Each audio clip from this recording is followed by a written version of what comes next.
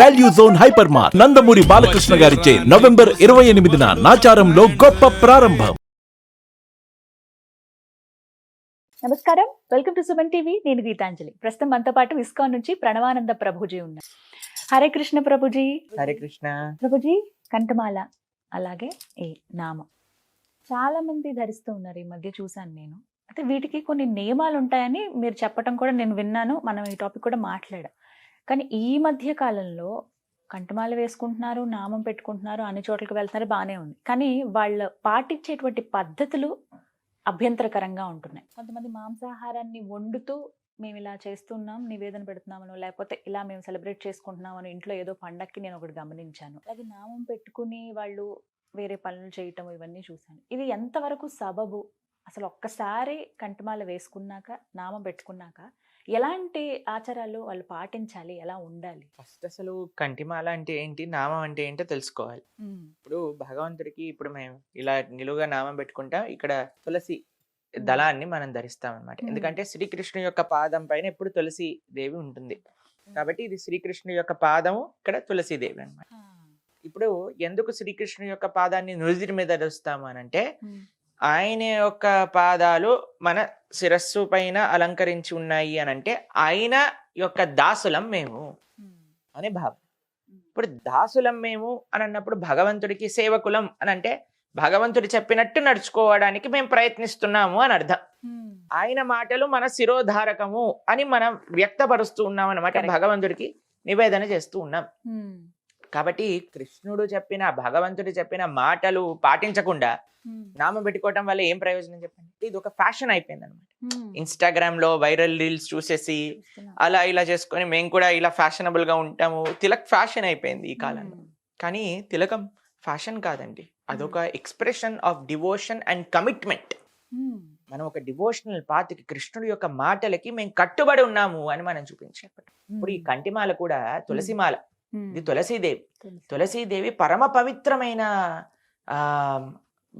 భగవంతుడి యొక్క భక్తురాలు.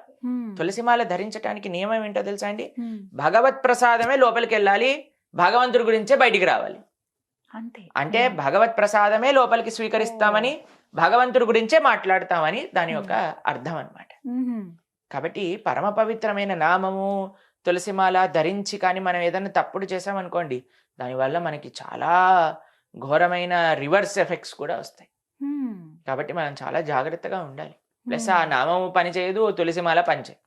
ఎప్పుడైతే మనం మాంసాహారం లాంటివి స్వీకరించామనుకోండి, లేదా తినకూడని సాత్వికమైన పదార్థం కాకుండా ఇంకేదైనా స్వీకరించామనుకోండి, లేదా సోర్స్ తెలియకుండా మనం ఎక్కడైనా తిన్నాం అనుకోండి, పని చేయటమే ఆపేది. అది జస్ట్ మీకు ఒక షో పీస్ లాగా అయిపోతుంది. ఇప్పుడు భగవంతుడి యొక్క మూర్తి, విగ్రహం వేరు, షో కేస్ లో కూడా పెట్టుకుంటారు చూడండి. ఆయనకి ఇంకా మనం ఆరాధన చేసే మూర్తికి ఎంత తేడా ఉంది, అలా అయిపోతుంది అనమాట. కాబట్టి తిలకం పెట్టుకోవటం ఫ్యాషన్ కాదు. కంఠిమాల, తులసిమాల వేసుకోవటం ఇప్పుడు చాలా ఫ్యాషన్ అయిపోయింది. ఎందుకంటే అది ఇంటర్నెట్ ప్రభావమో తెలియదు, లేదా ఏంటో తెలియదు మనకి. చాలా మంది మమ్మల్ని కూడా అడుగుతుంటారు, మేము కూడా వేసుకుంటాం కానీ మేము హాస్టల్లో ఉంటాం. హాస్టల్లో ఉంటే ఎలా నియమాలు పాటించగలుగుతారు? ఏంటి నియమాలు కంఠిమాల వేసుకోవడానికి, తులసి పెట్టుకోవడానికి అని అంటే, ఒకటి, మాంసాహారం తప్పకుండా నిషేధించాలి. 2, సాత్వికమైన ఆహారం అంటే ఉల్లిపాయలు, ఎల్లిపాయలు లేని పదార్థాన్ని భగవంతుడికి నివేదన చేసి స్వీకరించాలి. ప్లస్ ఎటువంటి మందు, సిగరెట్లు, జూదము, పేకాట లేదా ప్రాస్టిట్యూషన్, తర్వాత ఇవన్నీ ఎలాంటి అలవాట్లు ఉండకూడదు అనమాట. ధార్మికంగా ఉండాలి అనమాట. అది తులసిమాల వేసుకోవడానికి కావాల్సిన నియమాలు. కాబట్టి తిలకం పెట్టుకోవడానికి ఏంటి అంటే, నేను కృష్ణుడి యొక్క దాసుని, ఆయన చెప్పింది గీత, కనీసం గీత అయినా చదువుకోవాలి కదండి తిలకం పెట్టుకోవడానికి. కృష్ణుడి చాలా మందికి అసలు ఇది ఏంటో కూడా తెలియదు, ఏదో ఇంటర్నెట్ లో చూసేసి పెట్టేసుకుంటున్నారో ఏమో మరి నాకు తెలియదు. కానీ it has become fashion these days. కాబట్టి మేమైతే ఎంకరేజ్ చేయం. ఎంకరేజ్ దేనికి చేయము అని అంటే, నియమాలు పాటించకుండా పెట్టుకోవడం. బట్ యు ఆర్, చాలా మంది మాకు తెలుసండి వ్యక్తిగతంగా, ఎంతో మంది వాళ్ళకుండే అలవాట్లన్నీ కూడా మార్చేసి మంచిగా భగవద్భక్తి మార్గంలోకి వచ్చి, మేమే ఎంతో మందికి తులసిమాల వేసాము, మేమే ఎంతో మందికి ఫస్ట్ టైం తిలక్ పెట్టాం. ఆహా. కాబట్టి వాళ్ళు ఇంకా బ్రహ్మాండంగా ఆనందంగా వాళ్ళ జీవితాన్ని మార్చుకున్నారు, తిలకాన్ని ధరిస్తున్నారు, కంటిమాల వేసుకుంటున్నారు. అట్లా చేస్తే ఏం ప్రాబ్లం లేదు. ఆ. Just as a sake of fashion don't do it అని అంటున్నాం అంతే అన్నమాట. ఇప్పుడు చిన్న చిన్న పిల్లలు కూడా వేస్తూ ఉంటారండి, అవి అలా వేయొచ్చా అసలు? వాళ్ళ నియమాలు పాటించడం కానీ ఎలా? ఎవ్వరు నియమాలు పాటించినా వేసుకోవచ్చు. వేసుకోవచ్చు. స్త్రీ పురుష ఎటువంటి భేదాలు కూడా లేవు. ఎప్పటికీ తులసిమాల ధరించవచ్చు, నామం పెట్టుకోవచ్చు. నియమాలు పాటించాలి, అది ఒక్కటే. ఈ నియమాలు కూడా ఎందుకండి, ఎందుకు మన గొంతు పట్టేసుకొని ఈ నియమాలు పాటించమని చెప్పట్లేదు. శిల ప్రభుపాదులు వారు ఏమంటారు తెలుసా? 4 రెగ్యులేటివ్ ప్రిన్సిపల్స్ ఆఫ్ ఫ్రీడమ్ అని అంటారు. ఈ 4 పాటిస్తే మనకి ఒక క్లారిటీ ఆఫ్ థాట్ వస్తుంది. భగవంతుడి యొక్క కృప మనం యాక్సెస్ చేయొచ్చు. ఏంటి 4 అని అంటే, మాంసాహారం తినకుండాట, 2 మాదక ద్రవ్యాలు సేవించకుండా, ఇంటాక్సికేషన్ అంటే మందు కానివ్వండి, ఇంకా ఏదైనా. 3వది జూదం అని అంటే గ్యాంబ్లింగ్ అని అంటాం. ఇప్పుడు చూడండి, ఈ 4థది ఇలిసిట్ సెక్స్ అని అంటాం, అంటే ప్రాస్టిట్యూషన్. ఈ 4 కానీ మనం చేయకపోతే మన జీవితంలో ఎన్ని డబ్బులు మనం కాపాడుకోవచ్చో, ఎంత యాంగ్జైటీ ఉండదో మన జీవితంలో. మన ఆరోగ్యం, ఇందాకే మనం మాట్లాడుకున్నాం కదా ఆరోగ్యం గురించి, ఆ ఆరోగ్యం ఎంత బాగుంటుందో. మనల్ని మనం కాపాడుకో. డబ్బులు ఇచ్చి ఇచ్చి విషం తాగుతామండి చెప్పండి. మీరు సిగరెట్ డబ్బా పైన చూసారనుకోండి, ఆ క్యాన్సర్ ఫోటో చూసారా మీరు ఎప్పుడైనా? చూసాక కూడా అలా చూస్తూ చూస్తూ ఓపెన్ చేసి తాగుతున్నారంటే వీడు చదువుకున్నవాడు అనాలా, చదువులేని వాడు అనాలా? ఇప్పుడు చూడండి, మీరు ఎక్కడైనా ఏదైనా చూసారా, చిన్న యాడ్ లో కూడా స్మోకింగ్ అండ్ డ్రింకింగ్ వచ్చింది అనుకోండి, drinking and smoking is injuries to health అని వస్తుంది. అంటే తెలుసు మనకి, తెలిసి మనం తప్పు చేస్తున్నాం అని. అంటే ఒక మనిషి ఎటువైపు వెళ్తున్నట్టు ఒకసారి ఆలోచన చేసుకోవాలి.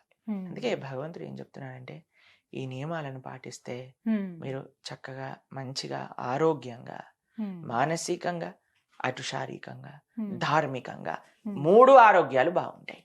అప్పుడు మీరు మీకోసం కాకుండా సమాజం కోసం మనం ఆలోచన చేయొచ్చు. అందరినీ అర్థం చేసుకొని అందరితో కలిసిమెలిసి జీవించే ఒక తత్వం మానవుడికి ఏర్పడుతుంది. కాబట్టి ఎవరైతే నియమాలు పాటిస్తారో, you're most welcome to where Kantimala and Tilak. కానీ ఇప్పుడు నాకు అవ్వదు అని అన్నప్పుడు you have to wait for some time, కొన్ని రోజులు.